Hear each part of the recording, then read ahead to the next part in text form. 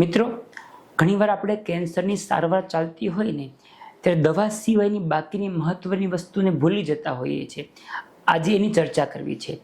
એવી અમુક વસ્તુ છે જે દવા જેટલી જ મહત્વની છે, પરંતુ આપણે ભાગ્યે જ એને મહત્વ આપતા હોઈએ છીએ. જે પણ વ્યક્તિને કેન્સર હોય અને એની કોઈ પણ પ્રકારની સારવાર ચાલતી હોય એને આટલું ધ્યાન રાખવું જોઈએ. પહેલી વાત છે પોષણ. ઘણી બધી વખત જ્યારે દવા, રિપોર્ટ્સ, ઓપરેશન, રેડિયેશન એની વચ્ચે આપણે ખોરાકને ભૂલી જતા હોઈએ. ખોરાક એટલે માત્ર વધારે જમવું એવું નથી.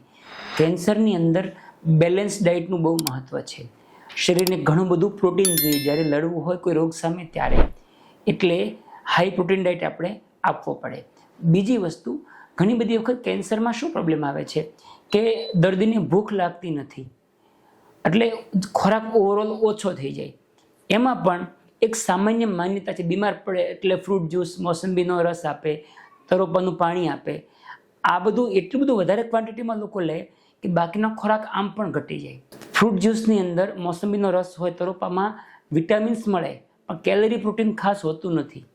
એટલે જનરલી અમે એવું કહેતા હોઈએ કે જો બીમારી છે તો વિટામિન તમે દવાના સ્વરૂપમાં લો અને ખોરાકમાં કેલરી અને પ્રોટીનમાં અનાજ, કઠોળ અને એવી જે શક્તિવાળી વસ્તુ છે એ તમે લો તો શરીરને પોષણ સારું મળે. બીજી વસ્તુ છે કે ઘણી બધી વાર અમે એવું જોયું છે, દર્દીને એક ડૉક્ટર પાસે સારવાર શરૂ કરાવે, પછી પાછું શંકા થાય, બીજા ડૉક્ટરને બતાવશે, ત્રીજા ડૉક્ટરને બતાવશે.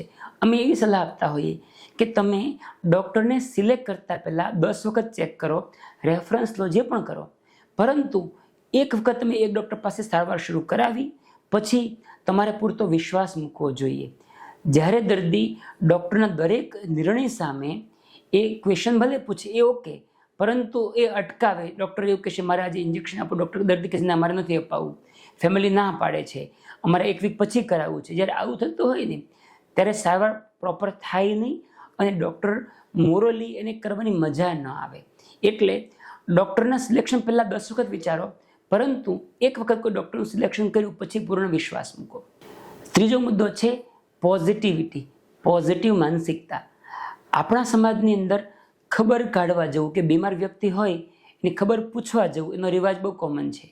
અને ઘણી વખત કોઈ દર્દીને કેન્સર હોય એટલે બાકીના સગાવાલા મળવા આવે અને ઘણીવાર એટલી બધી નેગેટિવ વાતો કરતા હોય. બીજી કોઈ વ્યક્તિને કેન્સર થયું હોય અને એ ખૂબ હેરાન થયા હોય કે ન બચ્યા હોય એની વાતો કરતા હોય. આ ભૂલ ક્યારેય ન કરવી. જો ઘરમાં કેન્સર કે કોઈ પણ મોટી બીમારી હોય તો એ દર્દીની પાસે હંમેશા પોઝિટિવ વાતાવરણ રાખો. એની આસપાસમાં એવા વ્યક્તિને આવવા દો જે નેગેટિવ વાતો ન કરે. દર્દીને તમે આ રોગમાં સારા થયેલા બીજા દર્દીની વાતો સંભળાવો કે પહેલાં વ્યક્તિને કેન્સર હતું, આજે 7 વર્ષ થયા, હવે કોઈ તકલીફ નથી. એ ઘણી બધી પોઝિટિવિટી આપે છે. અમે હંમેશા જોયું છે જ્યારે કોઈ પણ રોગની અંદર દર્દીની માનસિકતા નેગેટિવ હોય તો સારવાર ગમે તેટલી સારી આપો, રિઝલ્ટ હંમેશા એટલા બધા સારા નથી આવતા. એટલે પોઝિટિવ માનસિકતાનું બહુ વધારે મહત્ત્વ છે. ચોથો મુદ્દો છે, કોઈ પણ કેન્સર હોય, સ્ટેજ 1 હોય કે 4 હોય, સારવાર થયું, રિપોર્ટમાં કેન્સર 0 બતાવે તો પણ એ પાછું થઈ શકે. એ વર્ષ, 2 વર્ષ, 3 વર્ષે પણ થઈ શકે. આ હું ડરાવવા માટે નથી કહેતો, પરંતુ એટલા માટે કહું છું કે તમારો રિપોર્ટ 0 હોય છતાં પણ જ્યાં સુધી ડૉક્ટર તમને કહે છે ત્યાં સુધી નિયમિત એનો ફોલોઅપ લો. ઘણા ખરા કેસમાં દર 6 મહિને કે વર્ષે બ્લડ રિપોર્ટ કરતા હોય, સીટી સ્કેન કે પેટ સ્કેન કરતા હોય, એ ખૂબ જ જરૂરી છે. ઘણીવાર દર્દીને સાવ સારું હોય એટલે ફોલોઅપ આપતા બંધ થઈ જાય છે. એવી ભૂલ ક્યારેય નહીં કરવી. અને એક વધારે મહત્ત્વની વાત, યંગ એજમાં જ્યારે પણ કેન્સર થાય ત્યારે અમે ફેમિલી મેમ્બરના સ્ક્રીનિંગ માટે હંમેશા તમારે ડૉક્ટરને પૂછવું જોઈએ. અને અમે સલાહ પણ આપતા હોઈએ. કોઈને મોટા આંતરડાનું કેન્સર 30 કે 40 વર્ષની ઉંમરમાં થાય તો બીજા ફેમિલી મેમ્બરને જોખમ કેટલું છે એના માટેના જેનેટિક રિપોર્ટ જરૂર કરાવવા જોઈએ.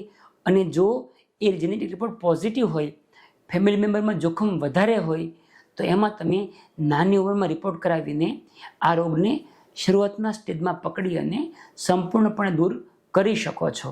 એટલે જો કોઈ વ્યક્તિને કેન્સર હોય તો તમારા ડૉક્ટરને તમે જરૂર પૂછી શકો કે સાહેબ આ કેન્સરમાં અમારા ફેમિલી મેમ્બરમાં કેન્સર થવાના જોખમ કેટલા.